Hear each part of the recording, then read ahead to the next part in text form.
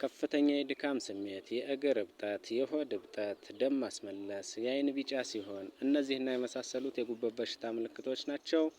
ሰላም ሰላም ቤተሰብ እንዴት ናችሁ? በዚህ ቪዲዮ ላይ የጉበት በሽታ አይነቶችና ሕክምናቸውን በተመለከተ አጠር አድርጌ ለእናንተ አደርሳለሁ። ላይክ፣ ሰብስክራይብ እያደረጋችሁ ወደ ቪዲዮ። አብዛኛው የጉበት በሽታ በሕክምና እርዳታ ሙሉ ለሙሉ ሊድን ይችላል። ነገር ግን አንዳንድ የጉበት በሽታዎች ረዘም ላለ ጊዜ ክትትል ሊፈልግ ይችላል።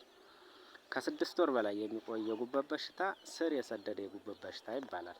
ስር የሰደደ የጉበት በሽታ በቂ ክትትል የማይደረግለት ከሆነ ለጉበት ድክመት ይዳረግና ህይወትን ሊቀጥፍ ይችላል። ከፍተኛ ድካም፣ የሽንት መጥቆር፣ የሰገራ መገርጣት፣ አይን ቢጫ መሆን፣ የምግብ ፍላጎት ማጣት፣ ክብደት መቀነስ፣ እነዚህ ሁሉ አጣዳፊ የጉበት በሽታ ሲኖር የሚታይ ምልክቶች ናቸው። ነገር ግን አሳሳቢ የሚባለው የጉበት በሽታ ስር የሰደደ የጉበት በሽታ ሲኖርና የጉበት ካንሰር ሲኖር ነው። አሳሳቢ የሚባሉት በአንድ ጊዜ የሚመጡ ሳይሆን ቀስ እያሉ የሚመጡ ምልክቶች ናቸው። ለምሳሌ ስለ ጉበት ቫይረስ እንመልከት። በተፈጥሮ በዋነኝነት ጉበትን የሚያጠቁ 6 አይነት ቫይረሶች አሉ። ስያሜያቸውም ሄፓታይተስ ኤ፣ ሄፓታይተስ ቢ፣ ሄፓታይተስ ሲ፣ ሄፓታይተስ ዲ፣ ሄፓታይተስ ኢ እና ሄፓታይተስ ጂ በመባል ይታወቃሉ። ከነዚህ ውስጥ የተለመዱትና በብዛት የሚታወቁት ሄፓታይተስ ኤ፣ ሄፓታይተስ ቢ፣ ሄፓታይተስ ሲ ናቸው። ሄፓታይተስ ኤ እንመልከት። አብዛኛውን ጊዜ የከፋ የጉበት በሽታ አያስከትልም። እንዲሁም በዚህ ቫይረስ የተጠቃ ሰው ያለምንም ሕክምና ከ2 ሳምንት እስከ 3 ወር ባለ ጊዜ ውስጥ ሙሉ ለሙሉ ያገግማል። ይህ ቫይረስ የጉበት በሽታ ሲያስከትል የሚታዩ ዋና ዋና ምክንያቶች ትኩሳት፣ ማቅለሽለሽ፣ ማስቀመጥ፣ የምግብ ፍላጎት መቀነስ፣ አይን ቢጫ መሆን፣ የሽንት መጥቆር የመሳሰሉ ናቸው።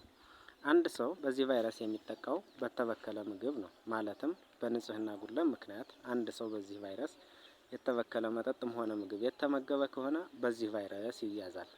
ይህ በሽታ ሌላ አሳሳቢ የሆነ በሽታ እንዳላመጣ ወይም ላለማምጣት ለማረጋገጥ ምርመራ ይደረጋል። ታዲያ በሽታው ከተረጋገጠ በኋላ አብዛኛውን ጊዜ ምንም አይነት መድኃኒት ባይወሰድ የተሻለ ነው። ከዛ ይልቅ እንደ አትክልት፣ በቫይታሚን የበለጸጉ ምግቦች፣ ፍራፍሬ መመገብ እንዲሁም ማስመለስ፣ ማስቀመጥ ካለ ያንን ለመተካት በቂ ፈሳሽ መውሰድ የተሻለ አማራጭ ነው።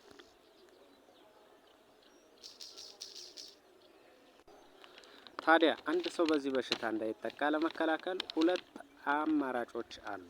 የመጀመሪያው ለምግብ ለመጠጥ የሚውሉ ግብአቶችን እንዲሁም ማብሰያ መመገቢያ እቃዎችን ጭምር በበቂ ንጽህና መጠበቅ ነው። ሌላኛው ደግሞ ለዚህ በሽታ የተዘጋጀውን ክትባት መውሰድ ነው። 2 አማራጮች አሉ። ሌላኛውና አሳሳቢ የሚባለው የጉበት በሽታ ሄፓታይተስ ቢ ቫይረስ እና ሄፓታይተስ ሲ ቫይረስ ናቸው። እነዚህ አሳሳቢ የሆኑበት ምክንያት ስር የሰደደ የጉበት በሽታ የማስከተል አቅም ስላላቸው ነው። ለምሳሌ መጀመሪያ ሄፓታይተስ ቢ ቫይረስን እንመልከት። ይህ በሽታ እስካሁን ድረስ ሙሉ ለሙሉ መድኃኒት ያልተገኘለትና ሙሉ ለሙሉ ከሰውነት የማይጠፋ በሽታ ነው። ከሰው ወደ ሰው የሚተላለፍ በሽታ ነው። መንገዶቹም ግብረ ስጋ ግንኙነት፣ ከእናት ወደ ልጅ እና የደም ንክኪ በሚኖርበት ጊዜ ነው። በአሁን ጊዜ ከኤችአይቪ ባልተናነሰ መልኩ የዚህ በሽታ ስርጭት ከእለት ወደ እለት እየጨመረ ነው።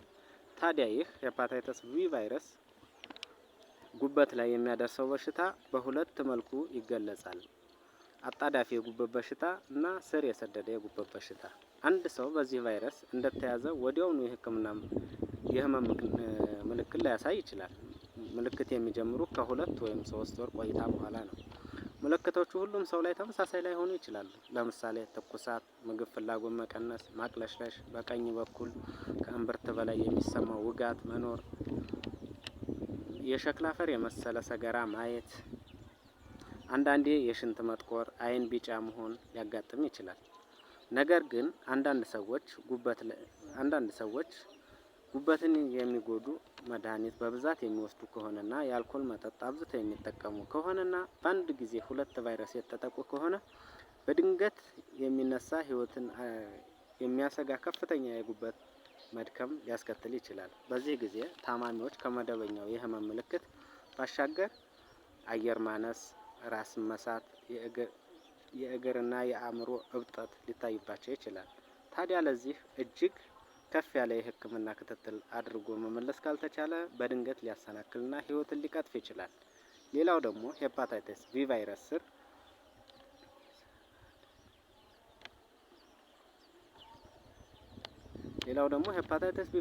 የሰደደን የጉበት በሽታ የፈጠረ ከሆነ ነው። በተለይ በወሊድ ጊዜ በዚህ ቫይረስ የተጠቁ ጨቅላ ህጻናት በቀጣይ እድሜያቸው ስር የሰደደ የጉበት በሽታ የመያዝ አቅማቸው ከፍተኛ ነው። ነገር ግን በወጣትነት ለተጠቁ ሰው ስር ለሰደደ የጉበት በሽታ የመጋለጥ እድሉ አነስተኛ ነው።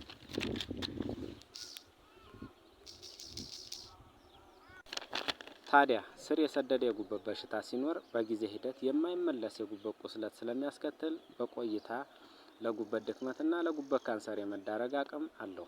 ስለዚህ አንድ ሰው ላይ በሄፓታይተስ ቢ ቫይረስ የሚመጣ በሽታ ሲኖር የሚሰጠው ሕክምና እነዚህ በጊዜ ሂደት የሚመጡ የጉበት ጉዳትን ለመከላከል እንጂ ታማሚውን ከቫይረሱ ሙሉ ለሙሉ ነፃ ለማድረግ አይደለም። አንድ ሰው በዚህ በሽታ እንዳይያዝ የሚከላከልበት ሁለት መንገዶች አሉ። የመጀመሪያው ራስን በምርመራ ማወቅና መቆጠብ፣ ካልተቻለ ደግሞ በጥንቃቄ የተሞላ ግንኙነት ማድረግ፣ እንዲሁም ደም፣ ምላጭ፣ መርፌ፣ የጥርስ ብሩሽ የመሳሰሉ ቆዳን ሊያደሙ የሚችሉ ማናቸውን መገልገያ ፈጽሞ በጋራ ለመጠቀም። ሁለተኛው መከላከያ መንገድ ክትባትን መውሰድ ነው። አዲስ ለተወለደ ህጻናት ገና እንደተወለደ ይከተብና ከ45 ቀን ከሞላቸው በኋላ በየወሩ ለ3 ተከታታይ ጊዜ አጠቃላይ ክትባቱን ለ4 ጊዜ ይሰጣል።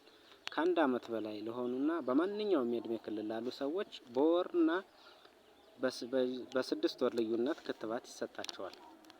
ሌላኛው የጉበት ቫይረስ ደግሞ ሄፓታይተስ ቢ ቫይረስ ነው። ይህ በሽታ ሄፓታይተስ ቢ ቫይረስ በመባል የሚታወቀው ይሄኛው ቫይረስ ክፋቱ አብዛኛውን ጊዜ የህመም ምልክት አይፈጥርም። ሄፓታይተስ ሲ ቫይረስ በመባል የሚታወቀው ይሄኛው ቫይረስ ክፋቱ አብዛኛውን ጊዜ የህመም ምልክት አይፈጥርም። አንድ በሽታ በባህሪው ቶሎ የህመም ምልክት የማያሳይ ከሆነ ስር የሰደደ ሆኖ የከፋ ጉዳት ያስከትላል። 80 በመቶ የሚሆኑት ከዚህ ቫይረስ የተጠቁ ሰዎች የህመም ምልክት ስለማያሳዩ ነው።